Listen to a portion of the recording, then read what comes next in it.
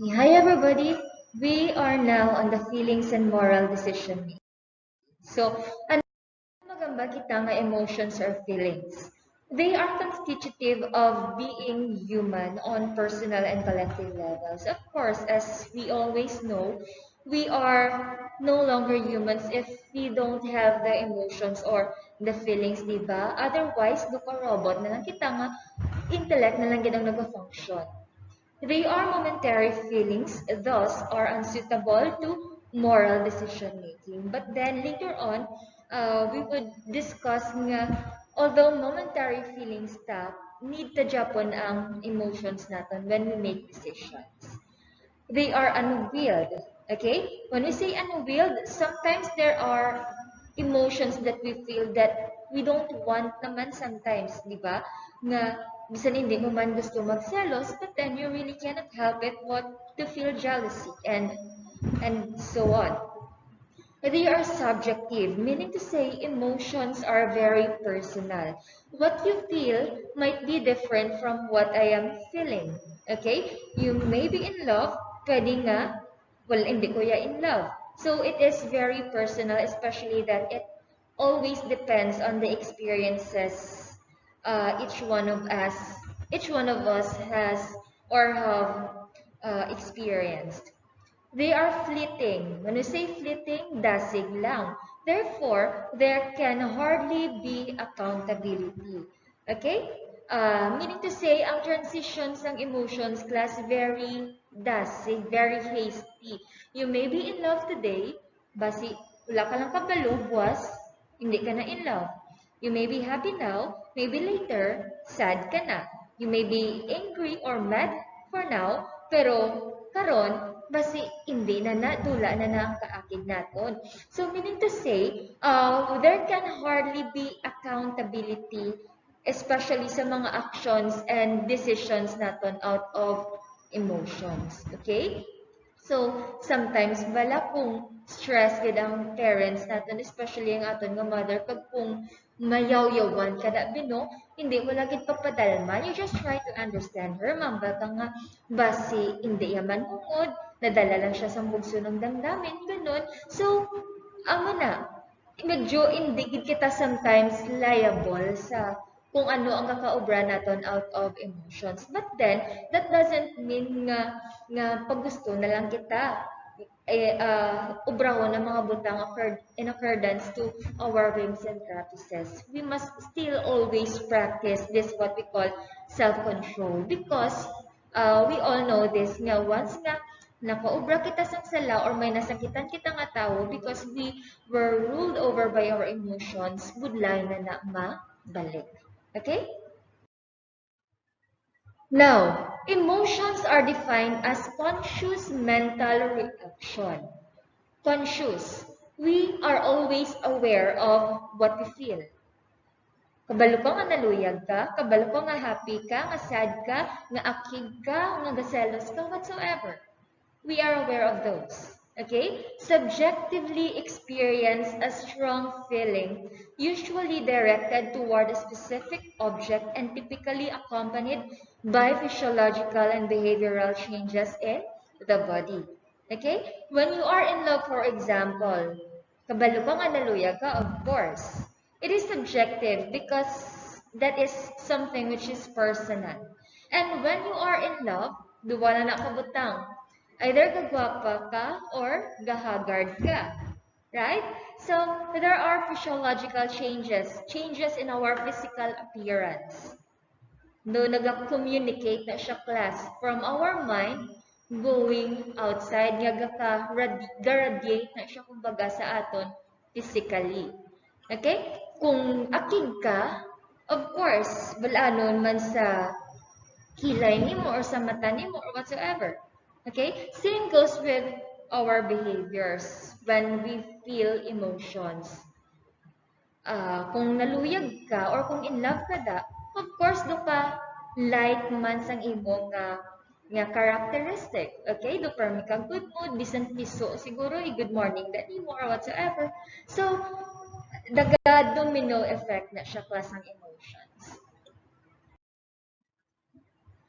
There are philosophers our philosophers convinced that emotions play crucial role in moral decision making. So even though we have said, or I have said a while ago, that emotions are only momentary feelings and thus are not suited for decision making. Still, we cannot deny the fact that importante ginaiya ang role Japon ni emotion kay nga abi importante pa na siya kung wala man lang gali pulos, di ba? Or kung waay man lang sa gali sang something good nga mahatag, di ba? So, according to Blaise Pascal, the heart knows what the mind does not. So, I guess this answers the very reason, or this gives us the very reason why emotions are very crucial, especially in decision making. Because of that, gani class nga, the heart knows what the mind does not. Buot silingon, the mind is not the sole arbiter of what is right and wrong. So, we cannot depend the decision making all the time to our rationality. Because sometimes, class, we get too rational. And ara bala ang bala naton ka bala sa aton ka reasonable maminsar. Sa aton ka ala maminsar. And because of that, hindi naton ma-avoid nga ang kakaobra na gali naton is salaman. So there are times that our rationality is also the very root cause why we do non-moral things. Like say for example, may friend kabi nga gapangayo sa sambulig sa imo. But then ikaw, hesitant ka mag-help sa iya because you are thinking, ikaw sang nagpangayo ka sambulig sa iya, wala niya man kagungguligan, so you will do the same thing to her.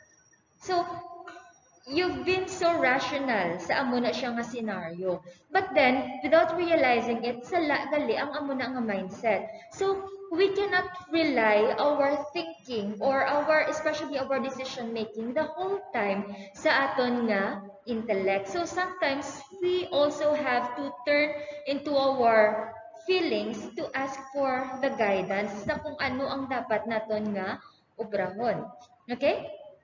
Emotions operate with precision and consistency of its own. So meaning to say, what we feel are is very accurate. Kung ginginto ka da, normal na siya class na masakitan ka. It's accurate. Kung may achievement ka da, normal na siya class nga maginlipay ka or you will be proud of yourself. Right? Kung may failure ka da, normal na siya yung masubuan ka man Japon. So, things like that. So, doko weird man na siguro si Muya kung napatsyan ka na, for example, natapos ka pang hinlipay ka, unless otherwise you have your personal reasons for that. But that's another part of the story na naiya. Okay? And also, emotions are very consistent. Kung ginginto ka sa amigo mo, subong, sakit. Kung iinto ka sa ikaduwa mong amigo, sakit Japon. Kung iinto ka sa ikatatlo mong amigo, sakit. Consistency. You won't say sa ikaapat or sa ikalima or sa whatsoever that hindi na ko na masakitan kay naanad na kuya best. No, it's not like that. Sulit-sulit ka lang na Japon masakitan, bisan ka pila ka pa intuon, and that talks about the consistency of our emotions. Okay? Now, we have two schools of thought on emotions. First, emotions are both a hindrance and a help. So, sometimes, may mga bagay-bagay no nga do hindi nami ang dulot sang emotion sa aton. Like, we become irrational kung aking kita, we become irrational kung nagagugma kita, and things like that. Okay? But, sometimes naman, kung insakto ang paggamit natin sa emotions, it could really serve as a big help to us. Okay? Second is that emotions should be guided by reasons. Because just like what we have discussed already, anything which is moral should be reasonable. And whatever that is non-moral is not or is non-reasonable. Okay? So, mainsyakto lang na siya class ang emotions naton if we apply proper reasons on it. Now, we have the emotions and we have the principles underlying emotions and reasons. First, emotions should be guided by reason, given. Second, when moral claims could not be supported by reasonable arguments, then such claims would in no way resolve a moral issue. So, amo na siya, related na siya sa hambal ko nga non-moral or morality is something which is reasonable and non-morality is something which is non-reasonable. Third, the neutral position or relativism carried out by feelings implies a double standard. So, talking about emotions class, double standard, when you say double standard, there is no clear distinction as to what is right and as to what is wrong. Naga-overlap ang duwa ka sides. Like say, for example, of course, it is very clear, or we all know that stealing is bad. Stealing is not moral. It's wrong. Okay? But then, kung pamangkuton ta naman yung class, ang tawo nga nagapangawat para lang may mapakaon sa iya nga pamilya, kay nagapati sa iya nga it is better to steal than to watch his or her family suffering from hunger and poverty. Kag ginaview niya ang pagpangawat as his or her only means of surviving. Para sa iya class, insyakto na niya ang mangawat kaysa sa pabayaan niya na lang ang pamilya niya nga magutom. So there's a double standard in here, especially if emotions are concerned. Kung para sa akon, ang tawo nga luyag-luyag, dungay pagka-stupid naman, no? Right? Yung Arab lang nga head over heels na siya para sa iyang partner. But then, para sa tawo nga naluyag gid. Okay? Para sa iya, wala sang sala sa iya nga ginaubra. So, because of emotions, amo na hambal ko, naga-overlap ang boundaries. Hindi takis ang ma-distinguish kung sala na siya or insyakto na siya, especially if valid man lang niya ang reason.